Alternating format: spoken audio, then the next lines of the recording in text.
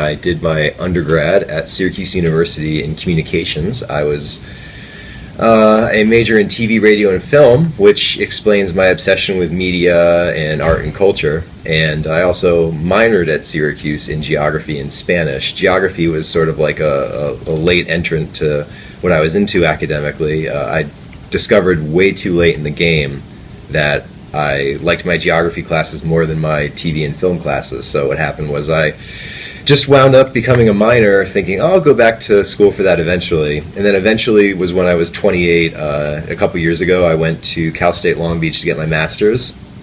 Having transplanted myself there from D.C., I lived in D.C. for 6 years just working, and then I got back into academia a couple years ago and have not looked back since. And now I'm in my first year as a PhD here at UTK. Great. When did you first decide to become a geographer? Like, what made you want to do it, I guess? I was always interested in geography, and it started to come together for me in a couple of classes that I took at Syracuse. Like, I started connecting those dots. Because when I was growing up, I was always into it. Like, I always liked playing the Capitals game and stuff like that. But then I started realizing, especially the bands that I was getting into as a teenager, I was always interested in where they were from. I was always really interested in, the relationship between where they were from, their scene, like their culture and things like that. And then I started realizing that was very geographical, and especially when I started taking cultural geography classes at Syracuse, I started realizing, oh wait, I care about this more than I do communications, which isn't good because Syracuse is expensive.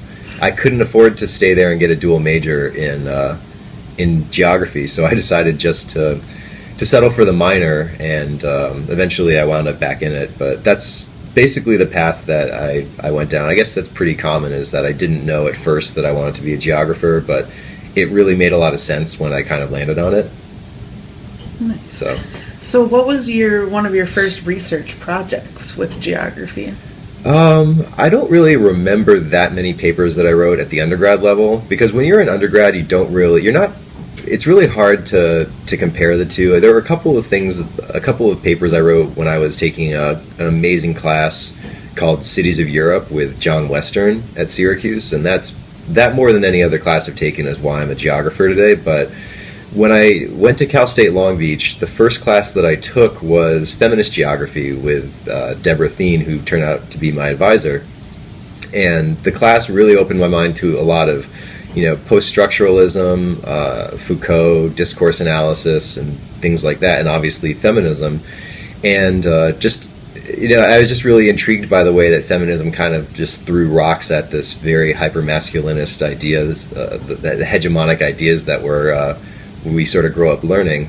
So that opened my mind in a lot of ways, and I wrote a paper which actually integrated a couple of my interests, one of which was punk rock, and the other one was dynamics of space and the gendering of space. And the paper was for that class. It was my final paper for feminist geography. It was about the gendered spaces at a Southern California punk show. The band was Youth Brigade, who are best known for their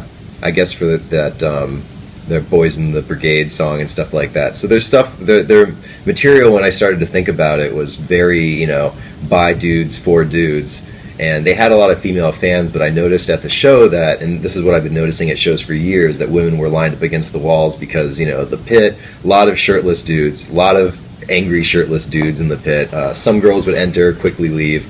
And that turned into a paper about a lot of Iris Marion Young, about the dynamics of space and how bodily comportments get gendered.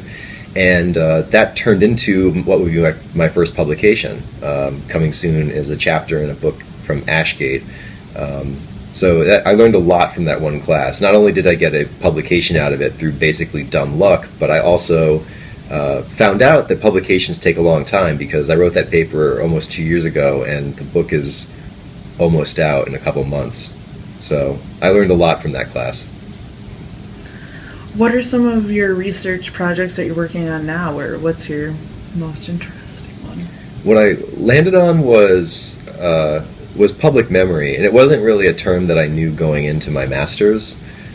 But when I started looking at a lot of the topics that interested me, Particularly, my thesis was actually about material culture. I did a study of how vinyl collecting was basically a reclamation of material culture and how it changed like the spatial dynamic of people's relationship to music.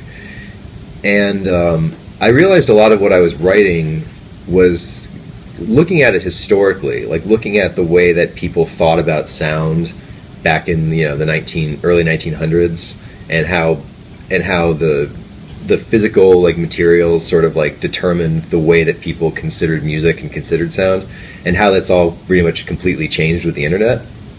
But I was also very interested in the history of Los Angeles music, and I started realizing that there's this thing called cultural archaeology, which Didi DeLicer, I saw her present at AAG last year in LA. She really blew me away with this investigative paper that she did about the first neon sign in Los Angeles. And you have geography, you have economic geography, cultural geography, urban geography, but you also have to dig and find a lot of stuff that doesn't exist on the internet, which is which I think is really awesome, because now we're also obsessed with the internet, and I think there's so much out there that still exists. There's so much data that isn't even on the internet yet, and it's all super relevant to research that we're doing. So that's how I sort of fell into public memory, if that makes any sense, which I know it doesn't, but if in case there's any sense that you can glean from that, that's how I wound up meeting Derek Alderman initially. I wound up at University of Tennessee because Derek Alderman is just so charming. He actually, seriously though, when I initially emailed Josh Inwood, who'd sent a listserv email around saying that University of Tennessee was looking for human geographers, and I thought that was really cool because I came from a program at Cal State Long Beach, which was a great little program, but for a lot of the time I was there was definitely a much heavier concentration on GIS and geospatial science and remote sensing, and they were all great at it, but it wasn't something that I was that interested in, or even that wasn't really where my skill set laid. So I saw that message on the listserv, and I just sent an email to Josh Inwood, and he directed me to a couple of people who I'm now very good friends with, who I was emailing for a while,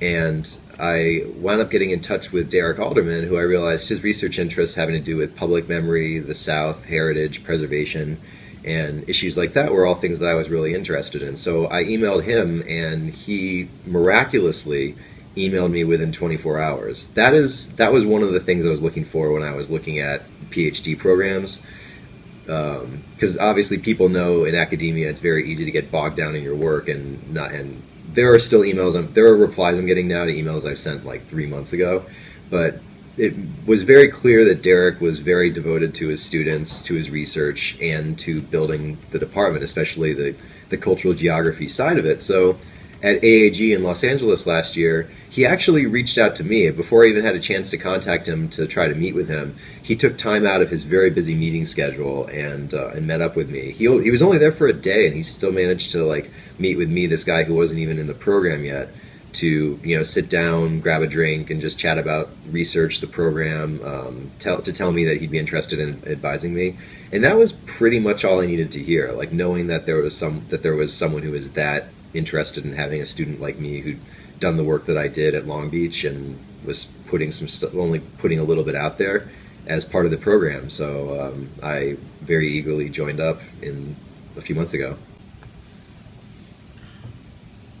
What do you want to do with your education in the future, Tyler? Oh God, what don't I want to do with my education in the future? It's really hard to map where I'm going to go over the next few years, and especially after that. But I love teaching, and I love I think part of being a human geographer, or a geographer in general, or working in social sciences, is just a general devotion to research, being a nerd, really trying to dig for what's out there and what you can possibly contribute to it. So I like the idea. I have these side projects that are already slowly starting right now. I came into possession of a ton of old postcards that have been in my family for a few generations that I'd like to turn into a project about mobility somewhere down the line. There's a couple ethnographic projects that I've been talking about with some members of the department that will hopefully become a thing. And then my actual dissertation research, I'm interested in, I'm also very interested in the Mediterranean as far as regions of the world go, and I'm interested in underground musical cultures, specifically punk music and metal and other forms like that. So that might be one direction that my research goes in, looking at the political and social dimensions of that. So there's so many different places I want to go, and right now it's really tough because when you enter a program, they really they have this expectation of you that this is where you're going to go with your research. But right now I'm just trying to figure out what's best for me. But ultimately I can see myself teaching or working for some sort of heritage organization or something like that. So ask me again in 5 years and my answer might be completely different. We will.